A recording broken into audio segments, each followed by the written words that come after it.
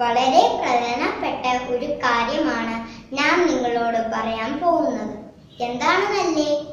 നിങ്ങൾക്കെല്ലാവർക്കും അറിയാം, കുടിവെള്ളമില്ലാതെ നമ്മൾ കഷ്ടപ്പെടുന്ന കാര്യം. കൊച്ചുകുട്ടികൾക്കും കുടിവെള്ളം സംരക്ഷിക്കാൻ പറ്റും. എങ്ങനെയാണെന്നല്ലേ? നമ്മുടെ വീട്ടിൽ എത്ര വെള്ളമാണ് പാഴായി പോകുന്നത്?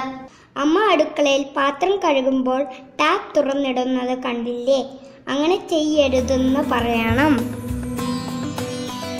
രാവിലെ ബ്രഷ് ചെയ്യുമ്പോൾ വാഷ് ബേസിനിൽ ടാപ്പ് വെറുതെ തുറന്നിടരുത്.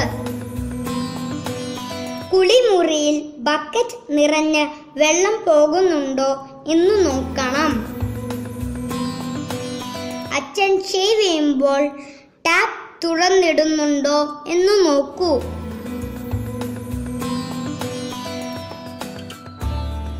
ഫ്ലഷ് ഒരു പ്രാവശ്യം ഉപയോഗിക്കുമ്പോൾ എത്ര ലിറ്റർ വെള്ളമാണ് ഒഴുകിപ്പോകുന്നതെന്ന് അറിയാമോ? ഷവറിൽ കുളിക്കുന്നതിൻ്റെ പകരം ബക്കറ്റിൽ വെള്ളം ശേഖരിച്ച് കുളിക്കൂ.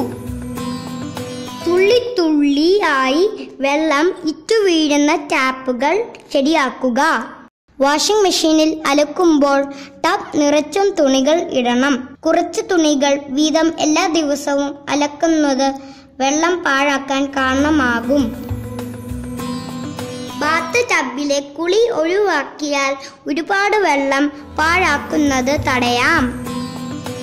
കാർ കഴുകാൻ ഹോസിനു പകരം ബക്കറ്റിലെ വെള്ളം ഉപയോഗിക്കുക.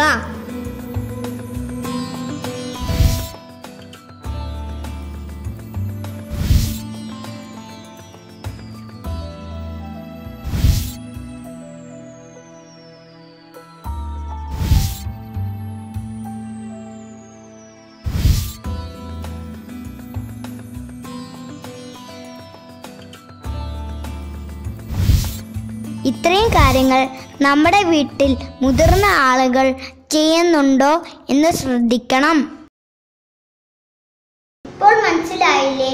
കുട്ടികൾ വിചാരിച്ചാലും കുടിവെള്ളം സംരക്ഷിക്കാൻ പറ്റുമെന്ന്.